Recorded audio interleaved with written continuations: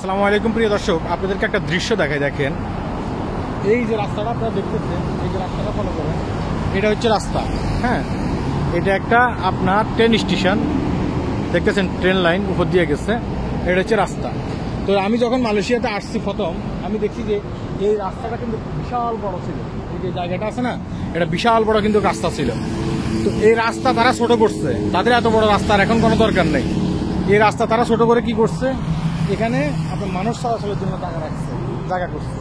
পরবর্তীতে এই যে এটা দেখেন, এটা কিন্তু পার্কিং করছে তারা, দেখতেছেন। এই রাস্তা কেটে ইয়ে করে ছোট করে এটা কিন্তু তারা পার্কিং করছে। হ্যাঁ, আমি কেন কথাগুলো বলতেছি, আমাদের বাংলাদেশের প্রেক্ষাপটের কথা যদি চিন্তা করেন, দেখবেন যে আমাদের বাংলাদেশের শুরু থেকে কিন্তু আমরা রাস্তাগুলো খুব ছোট ছোট করছি। এই কারণে আজকে কি করতে হচ্ছে আমাদেরকে, মানুষের ঘর বাড়ি ভেঙে, তারপরে মসজিদ ভেঙে, মন্দির ভেঙে আমাদেরকে রাস্তা বড় করতে হচ্ছে। আর এই দেশে আমি দেখছি প্রায় জায়গায় কি হচ্ছে, প্রায় জায়গায় তারা কি করতেছে, রাস্তাগুলোকে ছোট করতেছে। কারণ তারা শুরুতেই অনেক বড় জায়গা রেখে দিয়েছে রাস্তার জন্য। হ্যাঁ, কখনো যদি দরকার হয় তখন তারা আবার এগুলো ভেঙে ফেলবে। এটা একটা পার্কিং করছে, এখানে গাড়ি পার্কিং করছে। আর এখানে এই যে আমি এখন যেখানে দাঁড়িয়ে আছি, এটা হচ্ছে যে আপনার মানুষ চলাচলের জন্য করছে।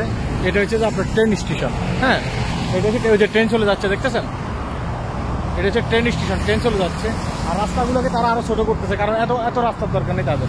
এখন আমি কথাগুলো কেন বলতেছি, আমাদের বাংলাদেশে যদি শুরু থেকে যদি এত বড় এভাবে উদ্যোগ নেওয়া হতো, তাইলে এইভাবে আপনার মসজিদগুলো ভাঙ্গা, তারপর মন্দিরগুলো ভাঙ্গা, দোকানপাটগুলো ভাঙ্গা, হ্যাঁ, এগুলো লাগতো না। এই যে খালগুলো অনেকে দখল করে রাখছে, কারণ জায়গা নেই। হ্যাঁ, যদি জায়গা বড় হইতো তাহলে খালগুলো প্রথম থেকে এভাবে দখল হতো না।